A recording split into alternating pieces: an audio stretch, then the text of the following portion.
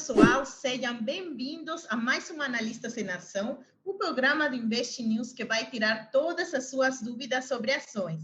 Nesta semana, a gente vai falar de um assunto que está pipocando no segmento de proteína animal. Uma nova cepa do vírus da peste suína africana voltou a atacar a China no mês de março, com risco de reduzir o rebanho de porcos no país asiático, com cerca de 8 surtos já identificados.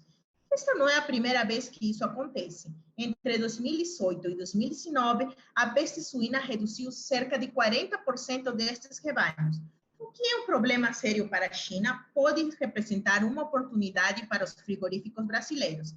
E por isso estou aqui com os analistas da ICE Invest, Murilo Breder e José Falcão, para falar sobre os impactos deste vírus da peste suína nos frigoríficos brasileiros. Sejam bem-vindos mais uma vez ao programa, Murilo e José. Obrigado, mais uma semana marcando presença aqui no Analistas em Ação e dessa vez um setor diferente, né, do que a gente tinha falado.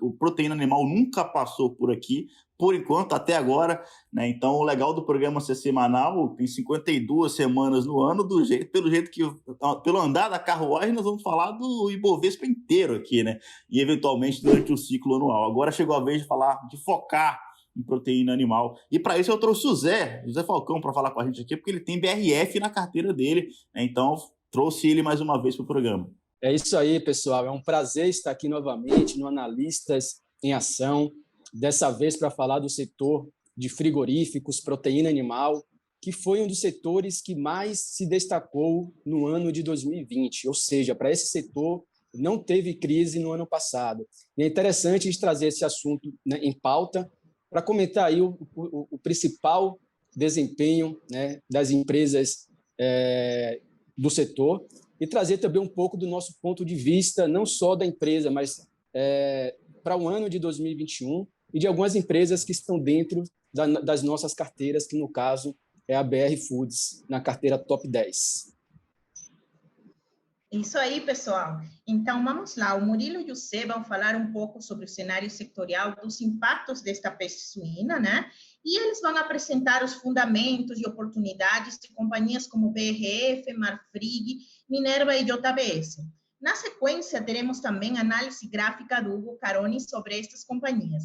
E depois eu vou fazer para eles algumas perguntas que vocês que acompanham o Invest News deixaram nos nossos vídeos, lives e pelas redes sociais. Bora começar então?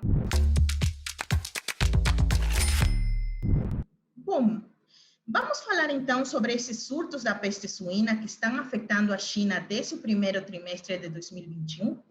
Murilo, eu queria entender um pouco sobre qual que é o impacto dessa peste suína nos frigoríficos, se podemos esperar algo na mesma proporção como aconteceu no passado, em 2019. Vamos lá. De trás para frente, do mesmo impacto, não. A magnitude é um pouco menor, porque 2018 e 2019, o rebanho de porco, né, de suíno, foi afetado em 40%.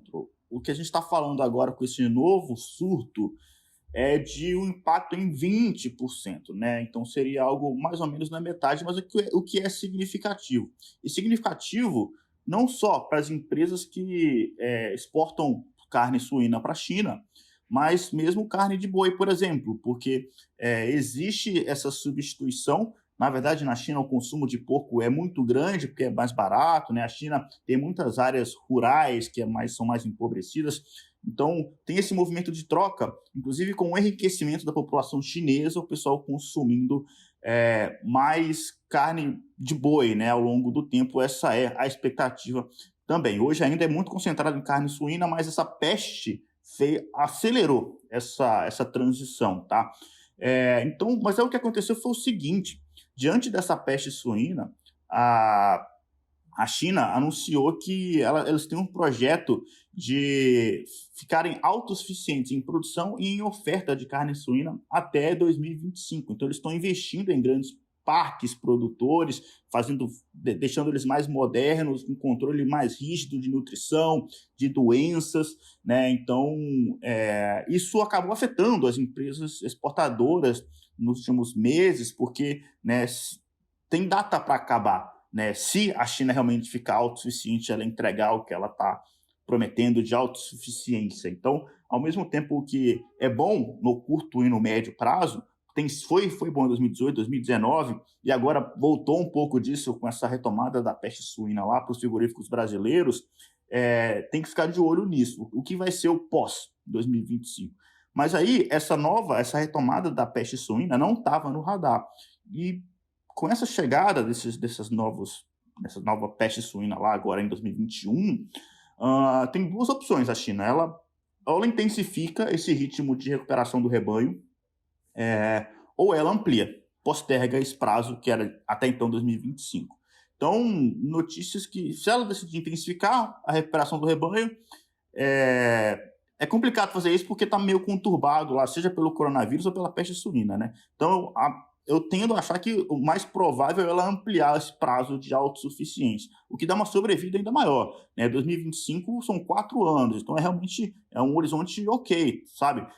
Então, os frigoríficos ganham ainda mais, né, tempo de vida com essa exportação para a China. Então, é isso que muda, tá? Então, agora, os frigoríficos voltando a exportar mais carne para a China. E aí o que tem que ser discutido aqui nesse programa, que a gente pretende fazer nos próximos minutos, quais desses 4 grandes frigoríficos a gente gosta mais, né? Alguns se beneficiam mais, outros menos para a China, nem tudo é a mesma coisa, tem frigorífico que é suíno, tem outro que é mais focado em carne de boi, tem um que é mais focado no Brasil, outro que exporta quase tudo, então tem uma diferença importante e é legal a gente deixar isso claro para o investidor, quais as diferenças, as oportunidades e os riscos de cada uma desses 4 grandes frigoríficos que nós temos na Bolsa Brasileira.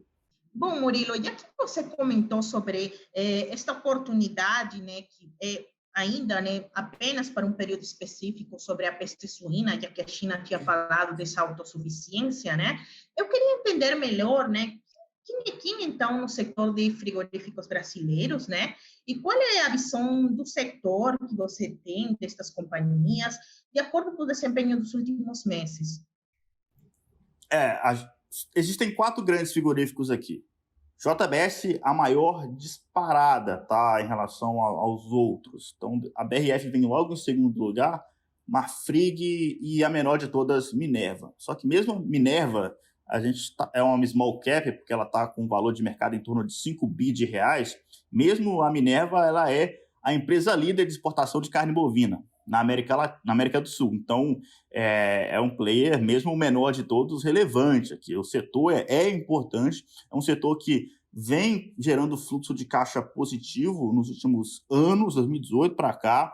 Então, inclusive, muitas dessas companhias passaram a pagar dividendo, tá? A Minerva, por exemplo, tem política de dividendos, vai pagar um dividendo super robusto agora, inclusive. Ela vai pagar um dividend de quase 8%. Ela vai, dia 12 de abril agora, tem uma reunião para fechar isso, né? E provavelmente ela vai pagar já no dia 20 de abril, um dividend yield muito alto de Minerva. Então, quais são as diferenças entre essas companhias? BRF, eu sei que o Zé já gosta, eu vou deixar ela um pouquinho para depois, mas é uma das mais baratas de todos aqui, ficou para trás, ele vai comentar um pouco sobre isso. Mas é uma empresa em processo de retomada operacional, tá? Ela está melhorando bastante ali a sua questão de lucratividade e o foco dela é aves e suínos. Ela faz outras coisas, né? Estou simplificando aqui, senão dá um vídeo de quase 1 hora para o leitor, o negócio é simplificar, embalar tudo de uma forma mais simples. Mas a grande concorrente da BRF seria a marca Seara da JBS. A JBS é um monstro, né? Ela é a maior de todas, é muito maior do que todas, tem um monte de marca, então a escala aqui é muito grande. JBS, a gente está falando de uma empresa muito rentável, que gera muito caixa e que agora ela está aumentando a eficiência operacional. Então eu gosto bastante de JBS porque ela não depende tanto. Ela exporta bastante coisa, mas ela não está só na China. Ela tem também uma atuação importante lá nos Estados Unidos. Qual que é o ponto mais negativo de JBS? A questão do ESG, que ainda pega um pouco. A empresa está na máxima histórica, está chegando na máxima histórica de preços. Isso pode deixar o investidor com um pouco de pé atrás. Será que está caro ou não? E na minha visão, não, tá? Porque ela está com um desconto... está um pouco abaixo da média dos últimos 5 anos de EV/EBITDA da própria companhia. Ela tem uma empresa lá nos Estados Unidos que chama Tyson Foods, que é bem parecido com o que a JBS faz, e ela está com muito desconto em relação ao múltiplo EV/EBITDA da Tyson Foods. Então, eu vejo o JBS ainda andando bem daqui para frente. Tá? A Marfrig é um player interessante. Desses 4 é o que eu talvez conheço, acompanho menos, tá? Mas as métricas de rentabilidade de Marfrig são realmente relevantes aqui, tá? Eu fiquei positivamente surpreso para dar uma olhada, que é aquela estudada para passar para vocês a visão do setor, e Marfrig realmente vem numa recuperação no nível de lucratividade, de eficiência muito alto aqui. Mas entre os dois, Marfrig e JBS, eu ainda prefiro o JBS, porque é uma empresa muito grande e um pouquinho de eficiência que ela melhora, e ela está melhorando, o lucro, né, aumenta bastante. Então, a gente está falando de uma empresa realmente muito grande aqui, sem falar que JBS tem várias alternativas para destravar valor, como, por exemplo, o mercado está esperando um processo que a JBS Holding está movendo contra a JIF, que é a do Joesley, lá dos irmãos Batista, por causa da questão da fraude, né? É um processo bilionário e que inclui o BNDES no meio. Então, o BNDES está esperando esse processo acontecer para eventualmente se desfazer dessas posições que o BNDES tem na JBS. É uma das últimas posições que o BNDES tem, né? Se desfez de vários investimentos, JBS ainda mantém. E a questão do ESG. Se JBS endereçar a questão, né, tanto de ambiental, que é importante, mas a de governança, que ainda tem algum resquício do passado aqui, né, a JBS ainda pode destravar bastante valor. Então, as diferenças são essas. A Minerva seria a que exporta muito para a China, né? 75% da receita de Minerva vem de exportação, né? É diferente aqui de BRF, que BRF é meio meio a meio mesmo, literalmente. Metade de BRF vem de Brasil, metade exporta. Minerva não, Minerva é 75% de exportação, sendo que 75% de exportação, 40% é China. Tá? Então, é muita exposição a dólar e Minerva pega muito a China. Só que Minerva é boi. Tá? Quando a gente fala de aves, né, e suínos, aí BRF tem mais a ver com isso. Então, essas são as diferenças. Minerva beneficia com esse aumento de riqueza per capita da China, com o pessoal migrando de suíno para boi, e pega essa retomada, esse problema da peste suína lá agora, só que tem que ficar no radar o seguinte: 2025, a China pode ficar autossuficiente. Então, a visão de longuíssimo prazo para a Minerva aqui, a gente tem que pensar já um mundo sem China, ou pelo menos com a China demandando menos carne do que a gente tem visto agora, se esse processo de autossuficiência continuar.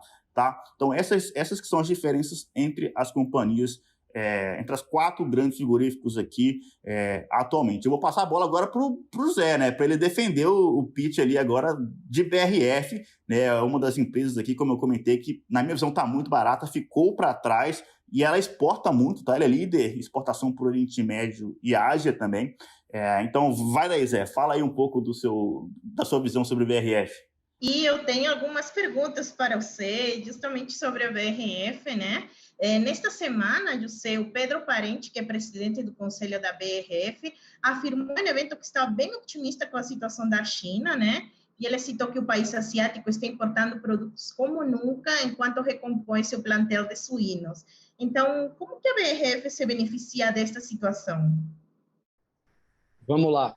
Para apresentar aqui o case da BRF, eu vou chegar nesse comentário do Pedro Parente, que é muito importante no curto e médio prazo, mas primeiro vou fazer uma apresentação do case da empresa para as pessoas, os investidores entenderem o porquê que a gente está recomendando ela. Você não pode fazer uma comparação da BR Foods no curto prazo, agora, né, por exemplo, em 2020, com os outros pares do setor, né, que o Murilo acabou de comentar, porque esses pares eles estão nos melhores momentos da história dessas empresas, né? A Marfrig bateu recorde de lucro no ano passado, a JBS também, né? E a Minerva vem de um momento muito positivo. A BR Foods ela tem um processo de reestruturação da sua gestão, dos seus processos, e está se recuperando. É um case barato que tende a se beneficiar no curto, no médio e no longo prazo. Tá? Então, a gente não pode fazer uma comparação de curto prazo entre essas empresas, porque é uma estratégia diferente. Tá?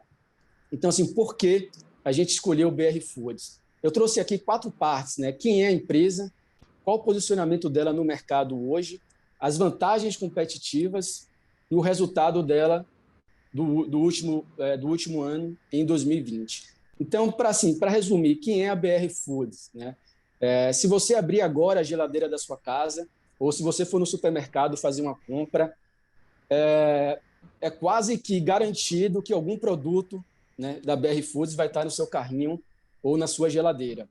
Tá? É uma marca com mais de 5 mil itens, né, de alimentos, e eu vou explicar um pouquinho quais são os principais nichos de atuação dela, né, e por que ela é uma marca tão importante para a indústria de alimento aqui no Brasil e também ganhando mais espaço, cada vez mais espaço no cenário global. Então, assim, é uma empresa com 85 anos de história, com 90 mil funcionários, ou seja, é uma empresa maior do que muitas cidades do Brasil, né, se a gente for colocar em número de pessoas, e está presente hoje em 130 países. Né? E a BRF foi formada da fusão entre Sadia e Perdigão. Esse processo ele começou lá em torno de 2009 e foi finalizada essa operação alguns anos depois, né? Mas todo o imbróglio começou lá naquele ano, onde a gente tinha acabado de sair de uma crise financeira global, né, onde o epicentro foi nos Estados Unidos, com a crise do subprime. Aquilo ali se estendeu para várias empresas do mundo, inclusive a Sadia e a Perdigão fizeram uma fusão justamente para superar aquele momento desafiador, né, e se tornar a empresa que eles são hoje. Ou seja, sobreviveram por causa dessa fusão, é praticamente isso. Né? Então, essa história começa lá em 2019, naquela crise, né, que a gente passou em 2018. O segmento da empresa, o Murilo já deu um resumo aí, mas ela atua praticamente em todos os segmentos da proteína, né, e de alimentos, desde in natura, né, o que é in natura? É a carne fresca, né, onde você faz o corte, o abate, o corte, embala e vende. Então, ela faz desde o processo in natura até mesmo com aves, né?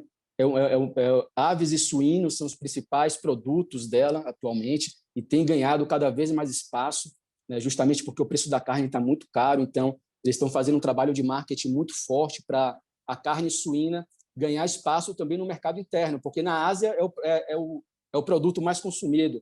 Mas o brasileiro ele ainda tem um pouco de, eu não diria preconceito, mas o costume, né, de comer a carne bovina, em detrimento da carne suína. E isso é algo que a BR Foods está tentando mudar na cultura do brasileiro e que tem um espaço enorme para crescer no mercado interno também, né, além da Ásia, Oriente Médio, etc. Além disso, ela tem um braço de alimentos processados que gera muito valor agregado, né, para a companhia. Então, assim, um grande diferencial dela é essa parte de alimentos processados, como margarina, a marca mais famosa é a Qualy, além de doces, sanduíche, maionese, frios, empanados, pratos prontos, e inclusive ração animal. Tá? Ração animal que é tão importante para alimentar o rebanho bovino, suíno, de aves, etc. Tá? Então, ela atua também em toda a cadeia. Né? Então, isso é importante, essa diversificação, e ela está buscando crescer ainda mais nessa diversificação da sua cadeia. O alimento processado, eu acho que é uma vantagem da BR Foods, porque ali ela consegue um maior valor agregado, né? Consegue margens mais atrativas, vantagens competitivas, porque o produto ele fica diferenciado. Né? Hoje, cada vez mais as pessoas estão procurando produtos e alimentos práticos, que você possa consumir de forma rápida, né? E a BR Foods entende muito bem essa necessidade, que já é muito forte na América do Norte e vem crescendo muito também aqui na América do Sul, no Brasil, né? E na região. Então, a BR Foods ela tem essa questão da diversificação, que é muito importante. Diversificação de produtos, né? Aqui eu falo desde processados até in natura. E também, o que eu acho que é uma vantagem da BR Foods em relação às empresas que a gente já comentou aqui, né? Que atuam mais no segmento de carne bovina, é que a BR Foods ela tem uma distribuição geográfica dividida. Tá? Ela está mais ou menos 50% no mercado internacional e 50% no Brasil. Diferente, por exemplo, da Marfrig. 80% da receita da Marfrig vem praticamente do mercado americano. Tá? Então, ela tem uma grande exposição cambial, uma grande exposição ao mercado americano. Foi por isso que a Marfrig teve uma alta no seu lucro líquido de 180% no ano passado, justamente por essa exposição ao mercado americano, que, somado ao câmbio, deu um grande benefício para ela. E a empresa também fez ela tem dívida em dólar, no caso da Marfrig, e ela fez um hedge cambial muito bem feito, onde ela conseguiu ali absorver, né, meio que de forma mais vantajosa a questão da variação cambial, né, não tendo grandes impactos na sua dívida ali, que também é em dólar. Então, esse net foi muito bem feito pela Marfrig, e ela teve esse resultado aí impressionante, né, um lucro que chegou acima de 4 bilhões de reais no ano passado, justamente por essa exposição no mercado americano. Mas vamos supor que o dólar comece a cair. Os Estados Unidos passou por dificuldades na produção bovina no ano passado. A Marfrig ela entrou ali, né, com essa oportunidade. Mas vamos supor que os Estados Unidos retoma a sua produção, o dólar chega a níveis mais baixos. Talvez a Marfrig ela teve um excelente resultado de curto prazo, mas no longo prazo não seja tão sustentável, porque ela fica muito vulnerável ao movimento cambial e alguns mercados específicos. Tá? No caso da BR Foods, o que eu acho uma grande vantagem e sustentável no longo prazo é essa diversificação geográfica, metade Brasil, metade mercado internacional. E ela está presente no Oriente Médio, Ásia, Europa Oriental, inclusive na Turquia, Reino Unido e na América Latina. Então, é uma diversificação geográfica muito interessante e que dá uma sustentabilidade para a empresa, né, atuar em regiões diferentes e ter uma vantagem, né? Às vezes o mercado, às vezes a Ásia, como o Murilo comentou anteriormente, a Ásia, principalmente a China, está correndo atrás para repor o seu rebanho suíno, né? Até lá, a BR Foods, que é uma grande produtora de carne suína, vai se beneficiar no médio prazo. Mas quando a China retomar a sua produção, a peste suína africana for controlada, aquele consumo ali da Ásia vai ter um ajuste, certo? E a exposição da BR Foods a outros mercados faz com que ela não tenha um impacto, né, tão agressivo por conta de um único mercado, de uma única região. Então, esse é um fator muito importante que vale a pena destacar. Agora, para fechar aqui, eu trouxe algumas vantagens competitivas da empresa. Tá? Ela tem uma liderança no mercado brasileiro, tá? De alimentos, com marcas fortes e presença global, conforme a gente comentou. É uma empresa que já valeu no mercado 70 bilhões de reais. Hoje ela está valendo 19 bilhões de reais. É uma das marcas mais fortes de alimento do mundo. Não tem sentido uma empresa desse porte, né, dessa representatividade, valer apenas 20 bilhões de reais. Quando você coloca isso em dólar, vira um valor irrisório, né, para a qualidade desse ativo, vamos dizer assim. A receita líquida, a outra vantagem competitiva é que a rede tem uma ampla rede de distribuição no Brasil e no mercado internacional, com vários centros de distribuição espalhados pelo país. Isso facilita a sua distribuição, a sua entrega, né? Consegue abastecer os clientes de forma mais rápida, principalmente nesse período de pandemia que as pessoas precisam se alimentar. Ela atua em um setor essencial que precisa entregar o alimento para a população, então ela acaba sendo menos impactada, mas, ao mesmo tempo, ela tem que ter essa eficiência na distribuição e ela consegue atender a essa necessidade, principalmente por essa ampla rede de distribuição. Tem localização geográfica estratégica e diversificada, certo? E tem equipe de gestores super experientes. Tá? Para quem não lembra, Pedro Parente, ex-presidente da Petrobras, em junho de 2018, pediu demissão da Petrobras porque teve a greve dos caminhoneiros quando o combustível chegou a ser reajustado em torno de 50% naquele período. Então, teve a paralisação ali no governo Temer, os caminhoneiros pararam o país, o Pedro Parente acabou largando a presidência da Petrobras e, no mês seguinte, em julho de 2019, ele assumiu como CEO global da BR Foods. Depois, ele foi nomeado presidente do conselho de administração da empresa. Então, se hoje a gente olha para uma Petrobras mais bem administrada, né? Apesar dos últimos acontecimentos, mas até então ela vinha tocando o seu plano de desinvestimento muito bem feito, melhorando o seu grau de alavancagem, reduzindo dívida, aumentando receita, tudo isso graças a uma estrutura que veio da gestão Pedro Parente, né? Quando o Castelo Branco assumiu, já tinha meio que um planejamento ali estruturado e rodando dentro da empresa. Então, isso é parte de um trabalho que veio da gestão anterior.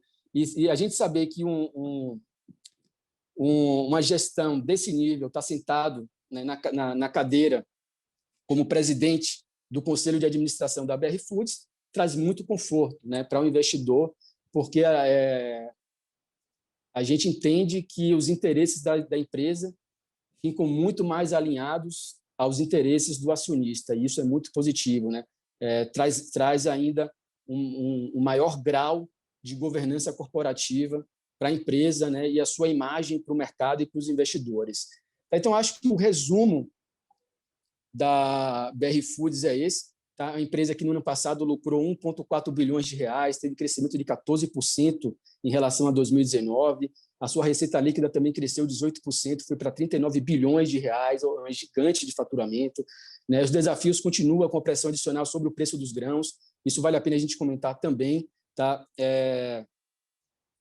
O Pedro Parente, respondendo a sua pergunta, Caterine, o Pedro Parente fez uma declaração nesses dias, inclusive hoje saiu também matéria relacionada a isso, de que o preço dos grãos vão continuar sofrendo forte pressão. Isso já foi no ano passado, a soja no ano passado subiu 97%, o milho subiu mais de 70% e assim por diante. O Pedro Parente, em entrevista, comunicou, né, falou para o mercado que essa pressão no preço dos grãos deve continuar nesse ano de 2021 e no próximo. Tá? Isso gera uma pressão de custo para os frigoríficos, não só para a BR Food, mas para os frigoríficos, porque a ração animal, né, o principal insumo da ração animal vem de soja e de milho. Tá? Então, isso gera uma pressão de custo, né, e isso aí faz com que as empresas tenham que trabalhar com margens mais elevadas, ou seja, tem que manter esse ritmo de venda, manter o mesmo nível de margem para conseguir manter a mesma rentabilidade. Então, ao mesmo tempo que a gente tem um desafio em relação a custo, né, as empresas também têm uma grande vantagem, que é a alta demanda da China, consumindo tudo. A China está consumindo grão, proteína, minério de ferro, aço, tudo, né? A China está comprando tudo. Então, tem esse momento positivo, além do câmbio também no nível atual, que favorece as margens dessas empresas. Perfeito, José. Muito legal entender melhor sobre esses impactos, né, na BRF. E, bom, pessoal, essa foi a análise fundamentalista do José e do Murilo sobre os frigoríficos. E agora vamos conferir a análise gráfica do Hugo Caroni sobre essas companhias. Vamos lá, pessoal. Overview do setor mais do lado gráfico. Marfrig, mesmo vendo na tela aqui, que a gente segue com posicionamento com mais de 30% de ganho no ativo, foi um histórico muito conturbado, tá? Então aqui atrás foi uma figura muito demorada, você vê que 2014 a quase 2020, né? Demorou bastante sair dessa configuração, mas pelo menos agora caminhando positivamente, né? Uma inclinação aí positiva e trabalhando acima da média. Então sim, é uma situação favorável. Claro, em questão de timing, a gente não poderia falar que seria algo favorável, né? A gente tem que lembrar que a referência está distante da média, a gente não sugere esse tipo de posicionamento, mas que a princípio sim, a tendência ela tende a ser mantida, né? A gente também destaca, para quem quiser, dentro do site da Invest News, né? Você consegue acompanhar as carteiras, né? Top 10, carteira semanal, enfim, então todas as carteiras lá. E Marfrig também é um ativo que já fazia parte da carteira faz um tempo, trabalhando também positiva, contribuindo para a carteira.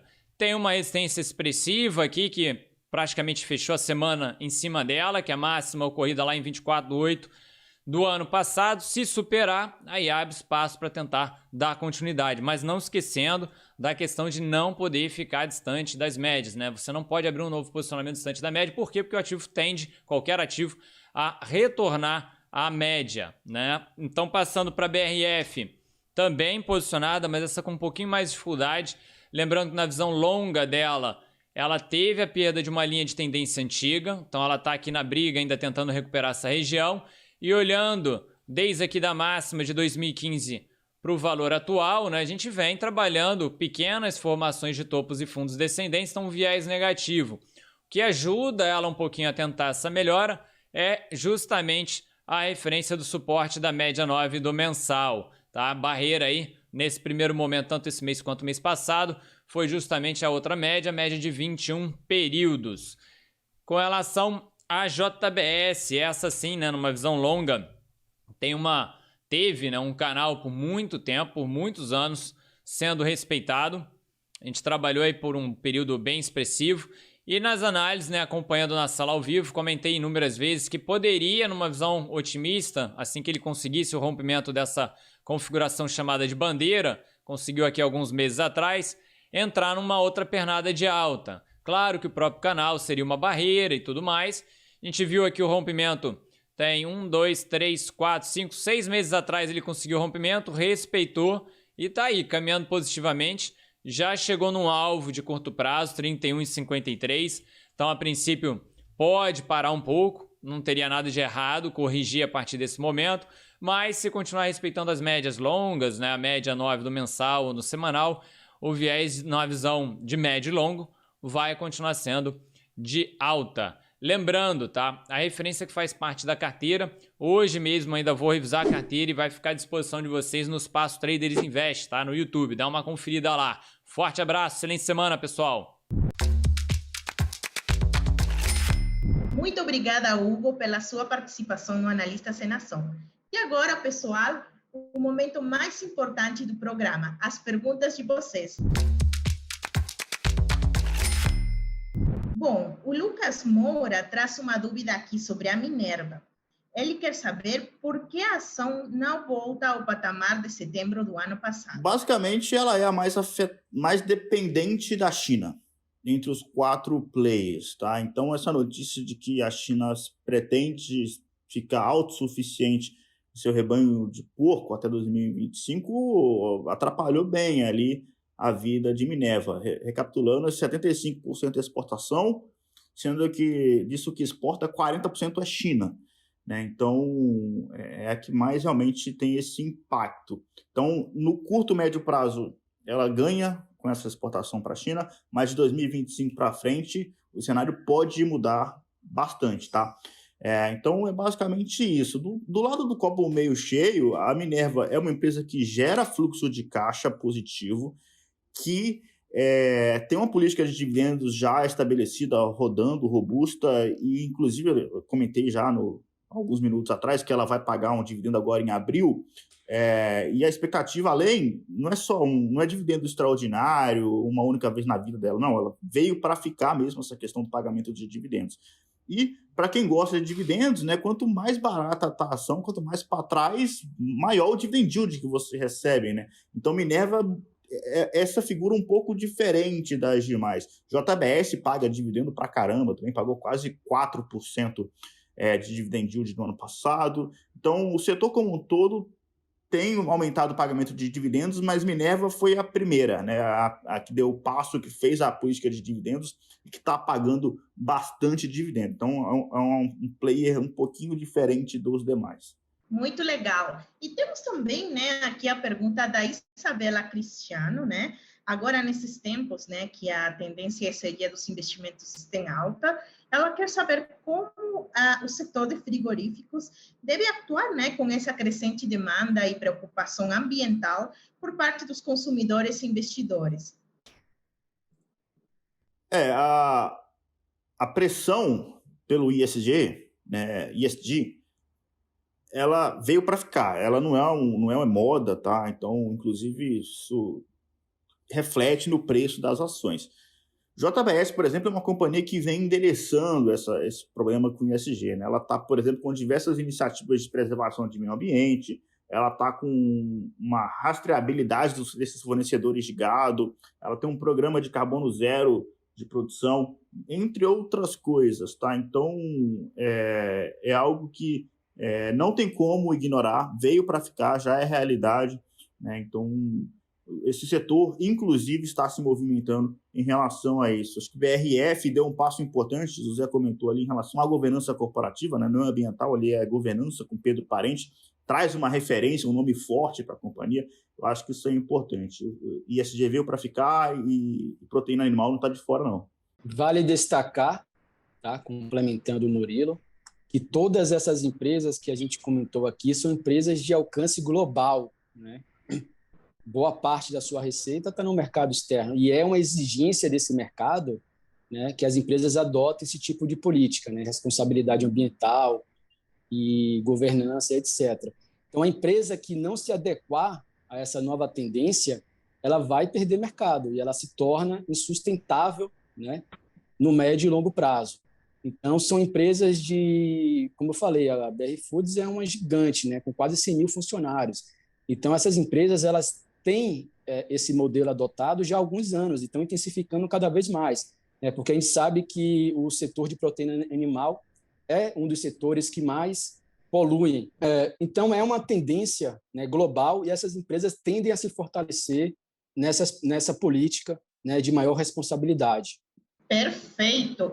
Pessoal, essas foram as perguntas desta semana. Mas se você quer saber sobre alguma ação que a gente não falou aqui, deixa aqui nos comentários a sua dúvida para os próximos programas. Murilo, José, a conversa foi muito bacana, mas chegou a hora das considerações finais. Eu acho que o setor é bom, eu gosto do setor, apesar de não ter nenhuma ação especificamente na carteira, até porque as carteiras que eu toco aqui são de small caps e dividendos, né? Então, small caps, dessas 4 seria a Minerva, que poderia entrar na de dividendos também, porque paga um dividendo relevante, mas é importante deixar claro que das 4 companhias há gostos para todos os tipos de investidores, né? Tem a Minerva, que é uma small cap que está para trás e que paga dividendos ao mesmo tempo, que para quem tem uma visão mais de curto prazo, talvez é interessante por causa dessa maior exportação para a China devido à peste suína, mas é importante ficar de olho no longo também, né? Como já foi falado durante o programa. JBS é a mais robusta de todas, hoje empresa muito grande mesmo, é uma escala enorme, mas que tem que ficar de olho um pouco no preço, mas ao mesmo tempo não. Ela está na máxima histórica, mas tem algum desconto ali, tá? De EV/EBITDA em relação a Tyson Foods, que é uma empresa parecida nos Estados Unidos. Então, eu continuo gostando de JBS, até porque se ela resolver a questão de governança corporativa, pode andar ainda mais. E BRF, como o José comentou aqui, é uma empresa que está num cenário diferente, né? Porque ela está num processo de recuperação. Em compensação, o investidor que tiver paciência em entrar em BRF agora, se a nossa tese de recuperação se mostrar acertada e BRF de fato continuar recuperando as margens, tem muito espaço para crescer, porque BRF está muito para trás, assim, não faz sentido, a menos que esse cenário atual de BRF ainda com números um pouco mais fracos do que o restante se permaneça, mas caso ela continue melhorando, o caminho do preço de BRF é para cima, né? Então existem todos os players, casos para todos os tipos aqui dentro do setor de proteína animal. É isso aí, pessoal. Concordo com as considerações do Murilo. Tá?